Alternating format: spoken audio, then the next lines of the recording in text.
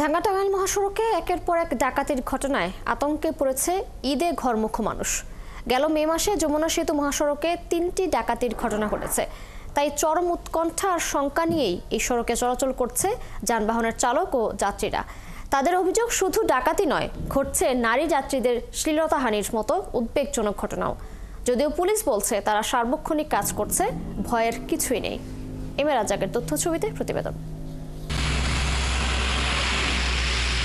ঢাকা-টাঙ্গাইল মহাসড়কে গত ৩০ মে শুক্রবার মাঝরাতে ডাকাতির ঘটনায় আতঙ্ক বেড়েছে ঈদে ঘরমুখো মানুষের। এর আগে ২০ মে রাত 11:30টার দিকে দেশীয় অস্ত্র হাতে বাসে উঠে যাত্রীদের জিম্মি করে নগদ টাকা, মোবাইল ও অন্যান্য মালামাল লুট করে নেয় ডাকাতরা। যাত্রী ও পরিবহন চালকরা জানান, ডাকাতরা যাত্রী বেশে বাসে ওঠে এবং নির্জন এলাকায় হামলা করে। মাসের ভিতরে ৩টা ডাকাতি হয়েছে, এদের ভবিষ্যতে না হয় সে বছর প্রশাসন করে। ডাকাতি হচ্ছে যাতে ডাকাতি না হয়, আমরা যাতে বিভ্রান্তিতে না পড়ি। তারা আরও জানান, মে মাসে ঢাকা-টাঙ্গাইল মহাসড়কে মোট 3টি ডাকাতির ঘটনা ঘটেছে নারী যাত্রীদের শ্লীলতাহানির মতো উদ্বেগজনক ঘটনাও। আমরা চাই যে প্রশাসন একটু ভালোভাবে দেখুক, আমরা যাতে কোনো ডাকাতের কবলে না পড়ি। ডাকাতের সমস্যা যদি শনিবার চাই, পুলিশের দরকার বেশি। টাঙ্গাইল পুলিশ সুপার জানান, যাত্রীদের নিরাপত্তা নিশ্চিত করতে পুলিশ সর্বাত্মকভাবে কাজ করছে। ঈদের সময় টহল আরও বাড়ানো হবে এবং প্রয়োজনে বিশেষ বাহিনী মোতায়েন করা হবে।